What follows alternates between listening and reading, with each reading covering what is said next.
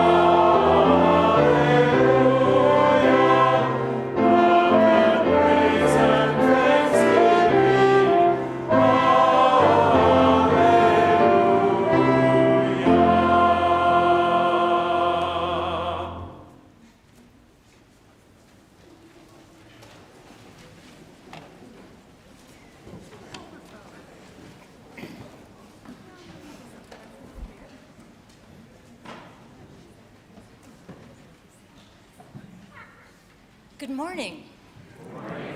And welcome to the First Unitarian Universalist Congregation of Ann Arbor, Michigan, a liberal religious community founded in 1865. I am delighted to invite you into our circle of belonging, where everyone is welcome. Whether you are here with us in person, live streaming from home or elsewhere, or watching at a later time, your presence matters to us and is an essential part of our shared life together. If you are new to this community, we are especially pleased to greet you and thank you for your presence. For those newcomers here in person, you are warmly invited to our newcomer welcome, held after the service in the Redmond Room. When you exit the double doors, the Redmond Room is to your left as you enter the hallway. Friendly volunteers will be waiting there, ready to converse with you about our faith and this community. If you are a newcomer live streaming with us, I invite you to please take a moment to introduce yourself in the chat so other live streamers can greet you. You may also visit our website to learn more about us, and if you wish, you may fill out our newcomer survey, to be found at UUAA.org/newcomer-survey. Please know that you can find this morning's order of service at UUAA.org/OOS. Those of you watching via live stream who wish to sing along will find the lyrics for today's hymns in the order of service, along with other helpful information. I am Barbara Lynn, a member of our congregation's Lay Worship Leaders Program, and I have the honor of introducing those who will be leading our service today. Reverend Manish Mishra-Marzetti, Senior Minister. Dr. Carter Smith, Acting Director of Music Ministries. Allison Halerz, Pianist-in-Residence. Mike Halerz, Technology Consultant. The Chalice Singers. The Chalice Bells. And guest musicians Edward Norton on the horn, and percussionists William Lewis and Jonah DePriest. I wish to bring special attention to the service project of our 7th graders who are collecting items for Ypsilanti's Hope Clinic. After the service, you will see class members circulating with baskets of colorful eggs. Choose an egg and crack it open to find details about how and what to donate. Thank you in advance for supporting the important work of our youth. And finally, as announced in the weekly news, on Saturday, April 15th and Sunday, April 16th, the Board of Trustees will hold open listening Q&A Zoom sessions to seek congregational feedback on a proposed governing policy. For more information and to register, please visit uua.org/listen-session. Today is Easter, when Christians around the world celebrate the resurrection of Jesus Christ. What can that mean to us as Unitarian Universalists? And what does it mean to me, a UU Christian? I believe in the resurrection, a core tenet of my faith. Yet I do not believe that a literal bodily resurrection took place. Jesus was dead, and corporeal death is final, as those of us who have lost beloveds to death know all too well. I believe the resurrection happened to the disciples, who, in their grief, discovered Jesus alive among them and within them. Jesus rose in their hearts, and it was in their hearts that the executed Jesus became what Christians call the living Christ. This is in keeping with my understanding of the Gospels as symbolic stories that, while not necessarily factual, lead us toward deeper truths. Looked at in this way, the Gospel accounts present the resurrection as a process of discovery and transformation. It happens slowly to some, near instantly to others. It is not one event, but rather a series of encounters and experiences that happen, to name just 2 examples, to Mary at the tomb or to 2 travelers on the road. Neither Mary nor the travelers recognized Jesus initially. Mary knows him as soon as Jesus speaks her name, while the travelers spend the better part of a day with Jesus until finally, suddenly, he is revealed to them as he breaks bread. Jesus appears at different times to different people in differing configurations and settings. The resurrection is revealed to us as both personal and communal. The dawning realization that Jesus is alive in them overcomes the disciples and leaves them utterly and profoundly changed. On Easter, I celebrate what my faith declares, that Jesus and his teachings of love and forgiveness are eternal and transcend death. I believe there is good news for everyone in this story, for at its heart, it is universal. No matter our belief or non-belief, we, all of us, are touched and changed by others as our lives unfold, and sometimes profoundly so. As we move more deeply into our time together, I invite you to consider these universal elements of the story and how they may speak to you. the wrenching pain of loss, the shock of discovery, a world remade shifting under your feet, life reaching out to you and you rising to meet it. It is Easter morning, and we are gathered for worship.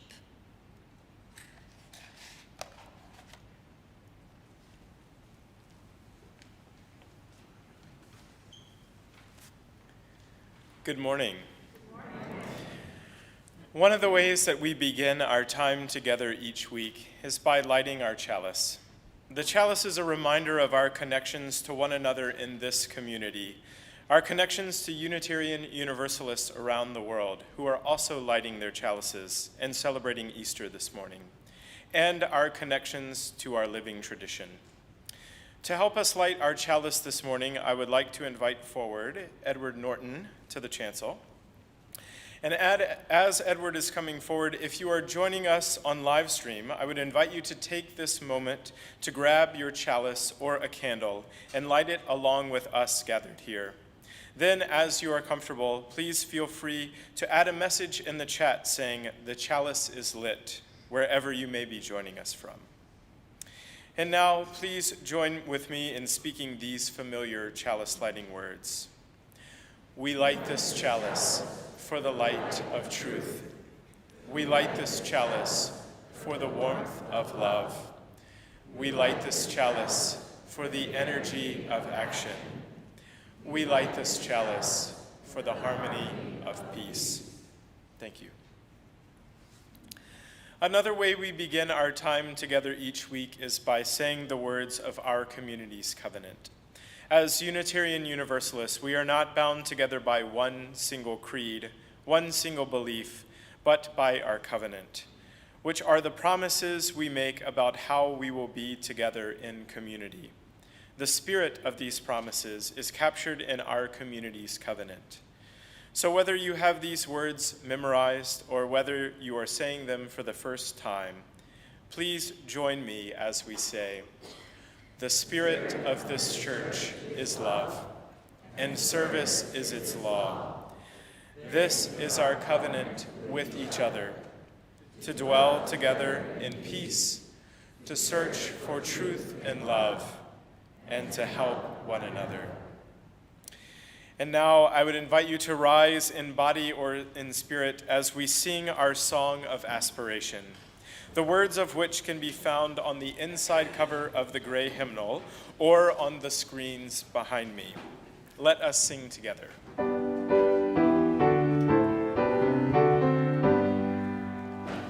From all that dwell below the skies, let songs of hope and trust arise. Let peace, goodwill on earth be sung, through every land, by every tongue. Thank you. Please be seated.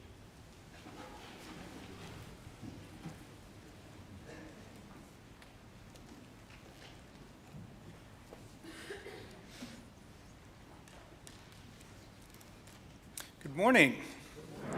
Happy Easter. So Easter, this season we're in, is one of transformation and new possibilities. It's also a time of year in which eggs are prominently featured, a symbol of birth, a symbol of new life. Can any of you guess who the most famous egg of them all is? Humpty Dumpty. Yes, the most famous egg. Today's Time for All Ages features Humpty Dumpty and is entitled After the Fall, How Humpty Dumpty Got Back Up Again, written and illustrated by Dan Santat.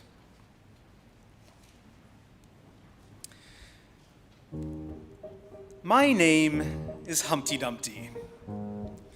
This was my favorite spot high up on the wall. I know, it's an odd place for an egg to be, but I loved being close to the birds. Then one day, I fell. I'm sort of famous for that part. Folks called it the Great Fall, which sounds a little grand. It was just an accident, but it changed my life. Fortunately, all the King's men at Kings County Hospital managed to put me back together. Well, most of me. There were some parts that couldn't be healed with bandages and glue. After that day, I became afraid of heights. I was so scared that it kept me from enjoying some of my favorite things. I walked past the wall every day, and I would think about climbing that ladder again. I really missed the birds and being high above the city, but I could never do it because I knew that accidents can happen. I eventually settled for watching the birds from the ground. It wasn't the same, but it was better than nothing. Then one day, an idea flew by. A paper airplane. Making planes was harder than I thought. It was easy to get cuts and scratches, but day after day, I kept trying and trying until I got it just right. My plane was perfect, and it flew like nothing could stop it. I hadn't felt this happy in a long time. It wasn't the same as being up in the sky with the birds, but it was close enough. Unfortunately, accidents happen. They always do, as he watches his airplane fly over the wall. I almost walked away again, but then I thought about all the time I'd spent working on my plane and all the other things I'd missed. I decided I was going to climb that wall. But the higher I got, the more nervous I felt. I didn't want to admit it, but I was terrified. I didn't look up. I didn't look down. I just kept climbing one step at a time. Until I was no longer afraid. Maybe now you won't think of me as that egg who was famous just for falling. Crack, crack, crack. Hopefully you'll remember me as the egg who got back up. Crack, crack, crack. And learned how to fly.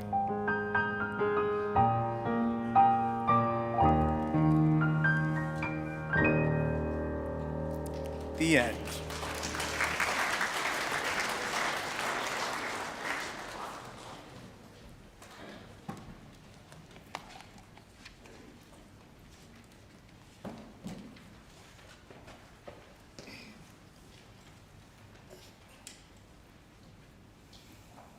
As I mentioned at the outset of the service, this congregation was founded in 1865. We have been meeting in Ann Arbor for 158 years, a beacon and a refuge for all who seek a liberal religious home. Our founders bequeathed us a great good gift, one that we are committed to passing on to our children and grandchildren, and to the children and grandchildren of those who have yet to find us. We have come into our season, harvesting the fruits of our ancestors' labors and tilling the soil for our children's garden.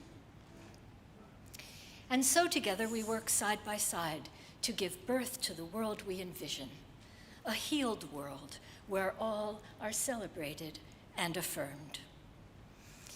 As we invest our time, energy, and skills to create the future of our dreams, we elevate hope over despair.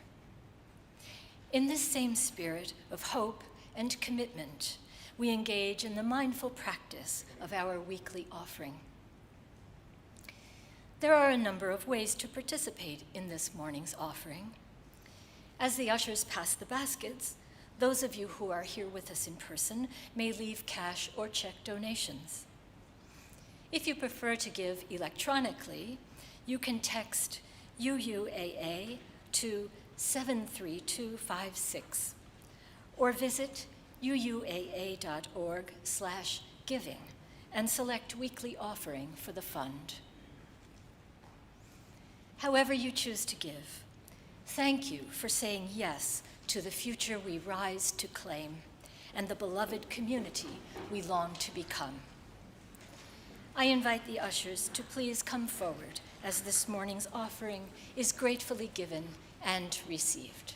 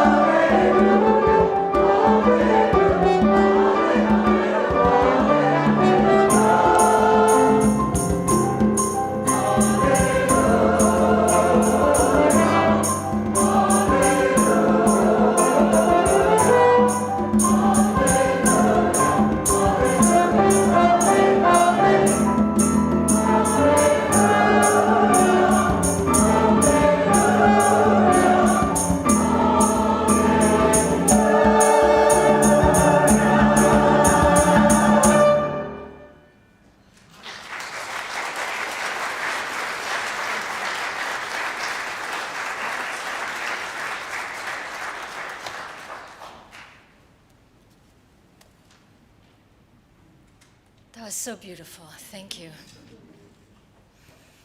I invite the ushers to please come forward. And I invite all of you to please rise in body or in spirit as you are comfortably able. And please join me as we say together the words of our dedication. To the work of this congregation, which is weaving a tapestry of love and action, we dedicate our lives and these our offerings. Thank you. Please be seated.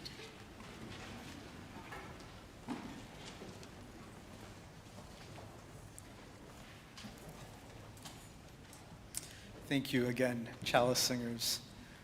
So beautiful. From that almost euphoric, joyful feeling, I'm going to invite us to turn inward a little bit for some time of meditation and reflection. And I'd like to introduce to us a form of Tibetan Buddhist meditation that is compassion-based meditation. It's called Tonglen. There are two essential movements to this form of meditation. The first part is one of going inward and being really present with your own inner reality. And then the second movement, part two, is then a going external in ever-widening circles to the wider world around us. I'll explain more what this looks like. So in going inward, I'd invite you in this season of change in which we're literally watching the weather around us start to shift. The season of winter ending, the season of spring just beginning. Holding that rhythm in mind, what is evolving and transforming in your life right now, here, today? What has ended or is in the midst of ending? What is new or just beginning? Holding those questions as guideposts, I'll invite you in that part one to go inward and hold those questions in reflection. What is evolving or transforming in your own life here, now? And once we're deeply in touch with that, we lend our presence to that. In this part two, in the second movement, you start to focus your gaze in wider circles, concentric circles. The first is bringing an awareness to whatever that is that you've gotten in touch with, joys, possibilities, achievements, or struggles and challenges, whatever they might be. Bring your awareness just a little bit further out to the recognition that there are those here now, today, somewhere in this room, somewhere in this engaged community, whether online or here in person, there are others holding similar, if not possibly exactly the same kind of feeling or experience that you are.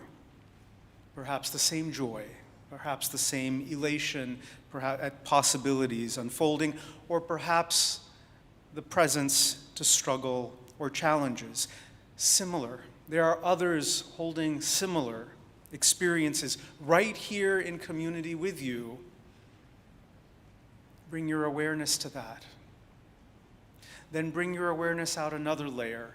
If it's true here in a gathered community, it's certainly true in our town, in our region. Bring it out yet another layer. If true in our town, in our region, absolutely the same is true for our nation. Bring it out yet another layer. All the others, perhaps in all of North America, perhaps all around the world, holding similar feelings or experiences as you are yourself. And as we widen our presence in that manner, drawing on the energy of our breath, for breath is energy, in the exhale, let your compassion, let your love, let your presence flow generously first to those in your own community holding similar experiences and feelings, then broader to our town, broader to our nation, broader to our wider world. Concentric circles of lending our presence and our love and our caring through our breath. I invite you now into a time of shared spiritual practice, of Tonglen meditation.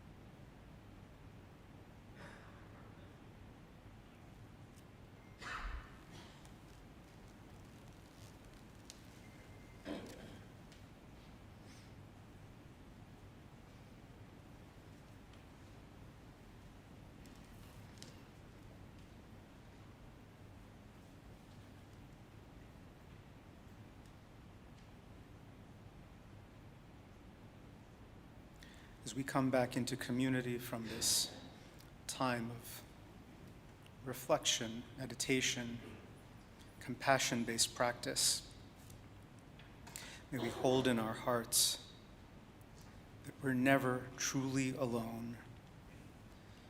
Whatever experience or feeling we may be having, there are others navigating very similar waters, if not maybe even exactly the same thing. May we always be able to lend our love, our caring, our compassion to ourselves and to others in these ways.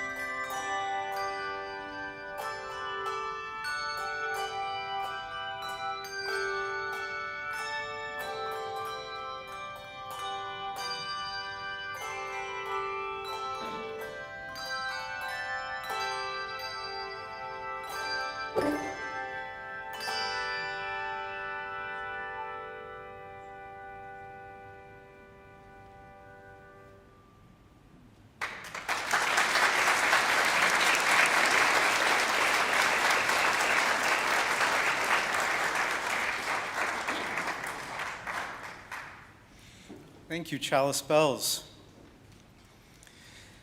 For those who might not know, we're in a very special confluence of religious celebrations, honorings. All three of the Abrahamic religions have festivals, celebrations, holidays right now concurrently underway. For those who are of the Jewish tradition or connected to it culturally or in practice, Happy Passover, Happy Pesach. And those who are connected to culturally or in practice to the Christian tradition, Happy Easter. And those who are connected to culturally or through practice to the Islamic faith. It's the season of Ramadan. Ramadan Mubarak, Ramadan Kareem. Keeping with our theme of eggs this morning, our technology consultant, Mike Halerz, reminded me this past week in worship planning and service planning about a scene from Jurassic Park, the original Jurassic Park from 1993, very first one where all the scientists have gathered. Now, these scientists had bioengineered the possibility of dinosaurs returning to planet Earth, but had done so with such care and thought that they ensured that the dinosaurs that they were genetically bringing back to life were all biologically female, so that they could not reproduce and have babies and take the planet back over again somehow. And yet these brilliant scientists are baffled because they found this huge cache of dinosaur eggs, which wasn't supposed to happen. So they're gathered around this giant cache of dinosaur eggs, pondering this. And Jeff Goldblum's character gives perhaps the most famous quote from this Jurassic Park movie, or Jeff Goldblum's character, I should say. His character says this: "If there's one thing that the history of evolution has taught us, it's that life will not be contained. Life breaks free. It expands to new territories and it crashes through barriers painfully, maybe even dangerously. There it is. What I'm saying is that life finds a way. Life always finds a way." And like our female dinosaurs that somehow found a way, it got me thinking about over a dozen years ago, my husband and I, similarly trying to find a way, not able to biologically, somehow magically have children ourselves, but that yearning was in us of wanting to share our love and our caring and start a family. Now, this was 12 to 15 years ago. I mean, this was a time period very different than the one that we're in, where many states in the US, this was either completely illegal, barred from happening, or the state or the locality could have been extremely hostile and created a very hostile environment to such possibilities. This was the context of that time, and we were living in Florida. I think we've gotten a recent dose of how hostile things can get in Florida. So we moved to New Jersey, specifically with that joy, with that hope in our hearts that we could start a family. Now, any of you that have been through this kind of process, you know that it doesn't just magically kind of happen. There's many months, in our case it was about a year, of which we engaged in voluminous paperwork, home studies, where social workers visit you over and over again, and they check out every room of your house and every cranny, and then mandatory classes. Hey, did any of you folks who biologically parented, did you have to take mandatory classes to parent? We had to take mandatory classes, and then there were support group meetings with other would-be parents, All of this spanning a year plus, just to get to the point where you're officially then waiting for a placement. And when you're officially waiting for a placement, that's when the clocks actually kind of really started. And the way open adoption works is each would-be family prepares basically a portfolio. And then birth moms, they get all the portfolios that match what the type of family they say they're interested in, and vice versa. And then you wait, because it's in the birth mom's hands and she gets to choose which family her little one's going to go to. And during these months of waiting, the only indication we would get that we were actively under consideration were periodic phone calls from the agency in which they would call us up and say, there's a situation that's kind of close, but not exactly like what, the parameters indicated were. And so would you be open to this slightly different scenario? Every time we got the call, it didn't take us much time at all. We were, yes. The answer was always yes. Whatever the situation is, yes. We wanted to open our hearts and our home to a little one. The answer was always yes. And then, silence. We would hear nothing back from the agency. And we usually figured out after 3 or 4 days that meant that the birth mom who was actively considering placing a baby made a decision and chose another family. We never heard back from the agency themselves. We would have to infer this from the silence. I hope they've changed their practices about that now anyway. But it was very painful. And we would get like 2, sometimes 3 of these calls per month. And imagine month after month in which this keeps happening, in which you're actively being considered, and then through the silence you realize that you were passed up, that some other family was chosen.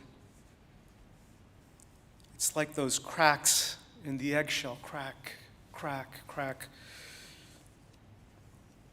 Oh, cracks of disappointment, of pain.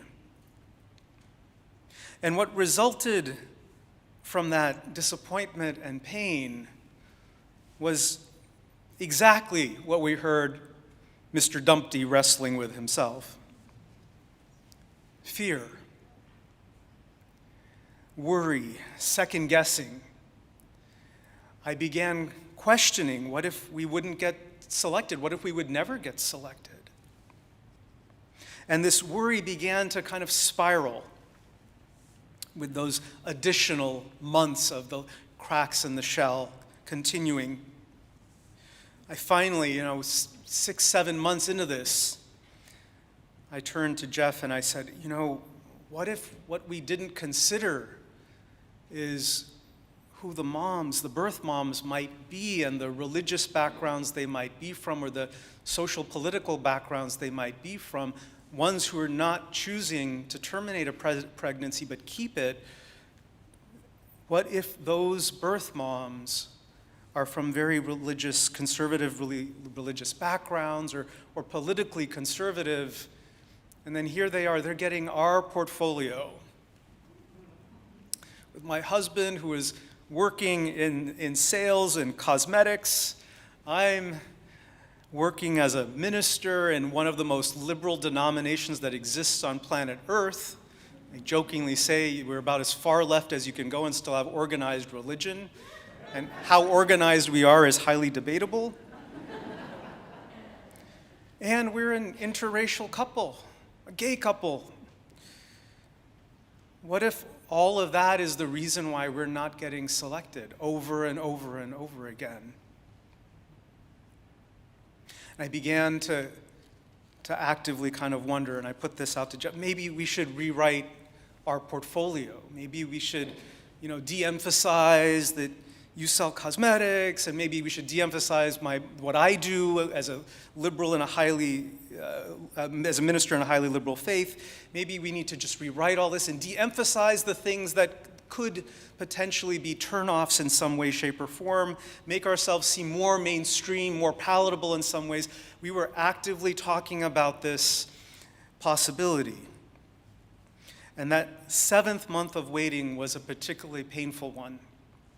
3 or 4 of those near-miss phone calls, almost back to back. One of them was even a call, hey, you didn't tell us you'd be open to twins, but would you be open to adopting twins? You can imagine the joy. We were waiting just for any little one, and we could have twins, really? We didn't. We weren't selected for that. I stopped thinking it would happen. I had so given up on that possibility. I was not there at all. It was starting to fade from my consciousness. At the end of that 7th month of waiting, I came back home late one evening. I'd gone to the gym, and I got home at like 8 o'clock at night. Jeff comes out onto the street running, and he says, "The call, we got the call." I am so convinced a baby's not happening, I have no idea what he's talking about. I'm like, what call? A call from whom? The call! The call about a baby. And I first think, oh, it's just another one of these calls where they're going to run a scenario by us. We get those calls all the time. No, tomorrow, there's a baby. Tomorrow? Yes. 12 hours from now, they want us to pick up our son. It's 8 o'clock. So if you've been through this process, you know the agencies tell you not to buy anything except a car seat. Don't set up a room. Don't buy anything because you'll spin yourself into a tizzy with anxiety. So we listened to the advice. We had nothing but a car seat. And so we were like, well, Walmart's open till midnight. Now, we've never had a kid. What do you get? We go to Walmart right before they're closing. We filled up 2 shopping carts worth of all kinds of stuff. Saved the receipt for the things we would later figure out we don't need. We leave. Now, nobody told us, or it wasn't on any list, that you need to get the baby clothes. I know that seems obvious. The nurse at the hospital even pointed it out to us. She was like, you thought the baby came with clothes? They were very kind. They gave us some baby clothes.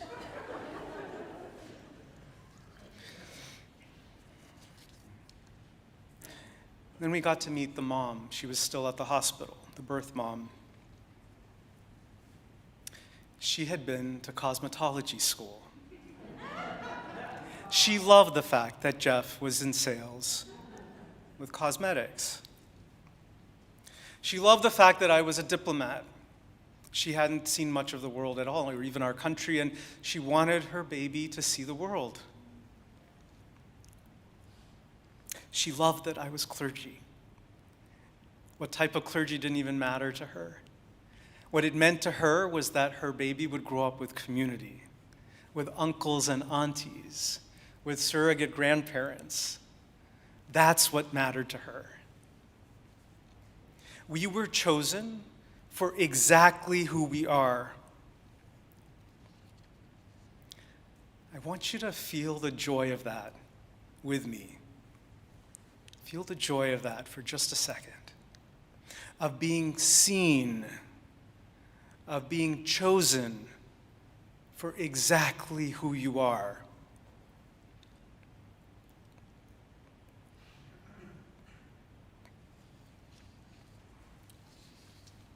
Let's take also a minute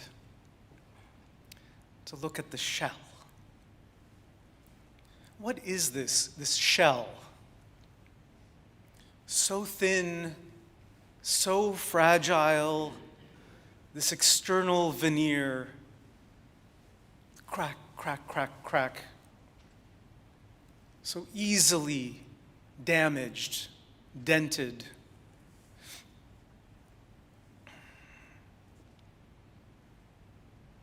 This is the thing that we sometimes call the ego, the part of us that is surfacey, the part of us that can be judgmental, the part of us that can be grasping. Oh, so easily slighted or bruised, so easily disappointed.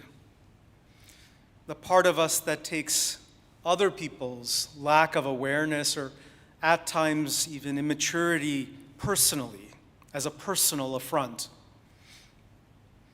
The part of us that wants the world and life's circumstances to somehow always bend to our will, our needs, our hopes, our personal wishes and desires.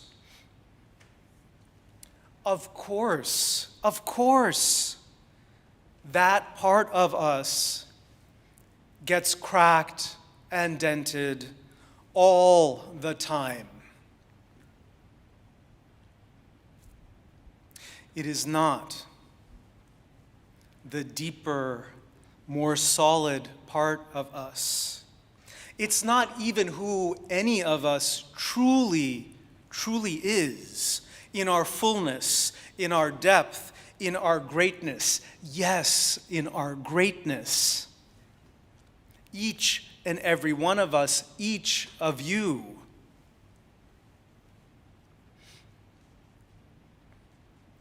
One of my spiritual teachers, when you're a newbie working with him, he'll do this thing. He'll sit you down on the floor, one-on-one. You're looking each other straight in the eye. And with such a loving, gentle gaze, he'll ask you a question. I want you to think of your response to this question. You don't have to say it out loud.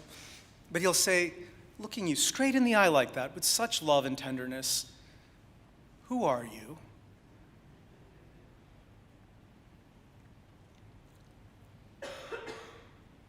If the first thought that came to you was your name, yes, that's what I said. The thing that's made up, the thing that could easily have been different. And so then, with persistent love and a smile, he'll ask again, and again, and again,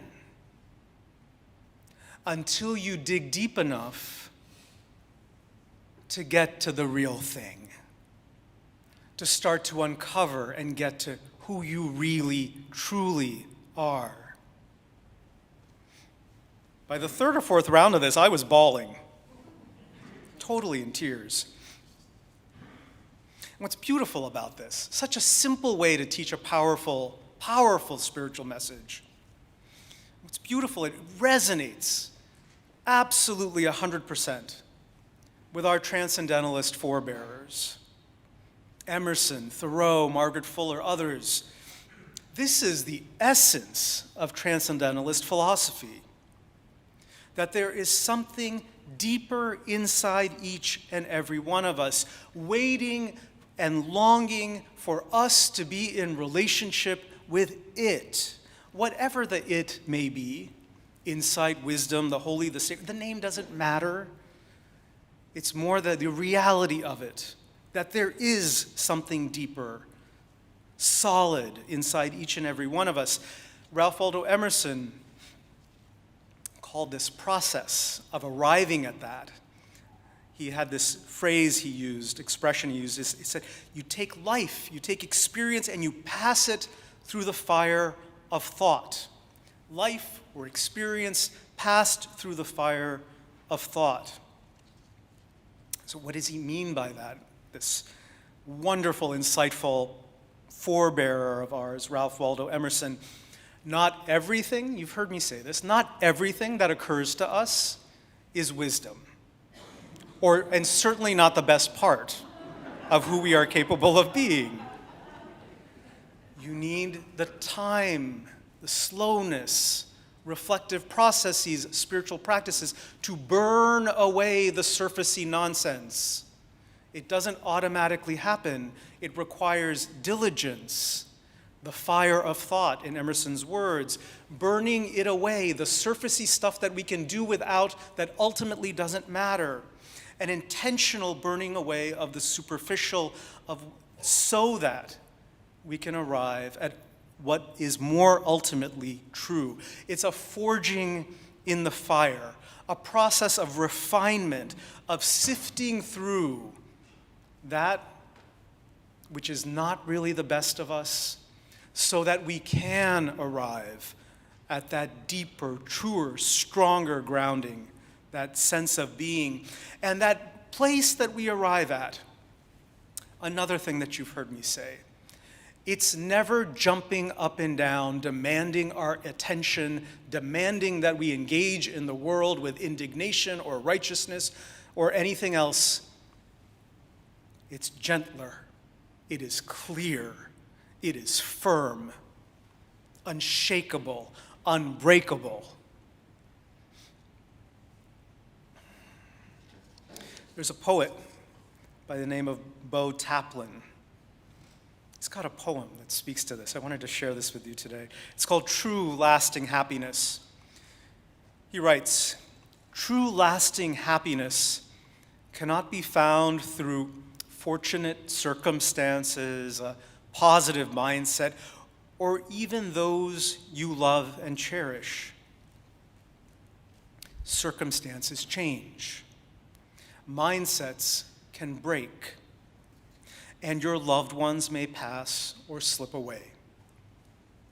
The solution: ground yourself in a higher meaning.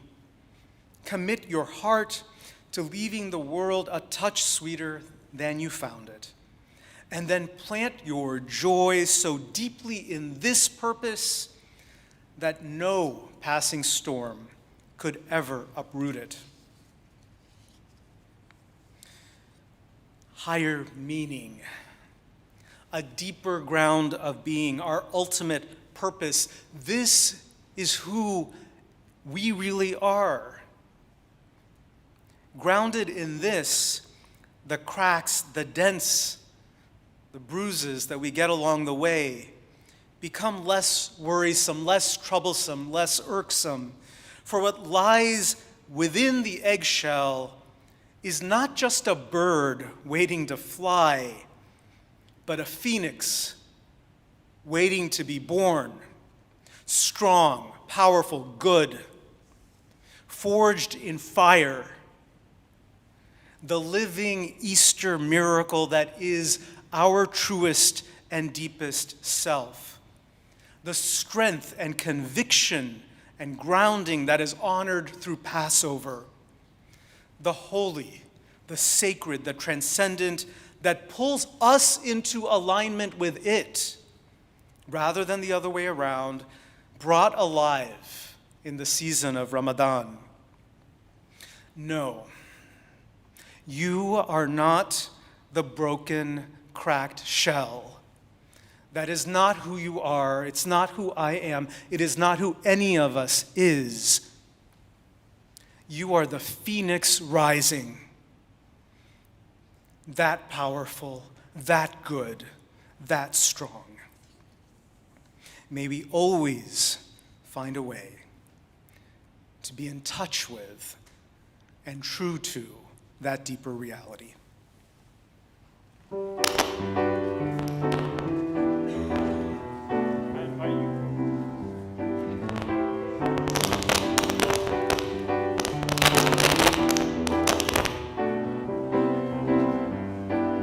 I invite you to rise in body or in spirit and join together in singing number 1050, the jazz Alleluia, from the Teal hymnal, number 1050.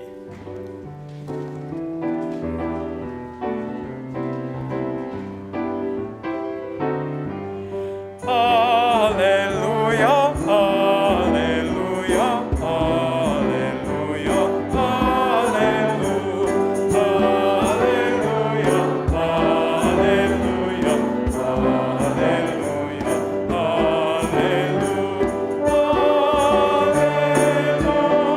alleluia,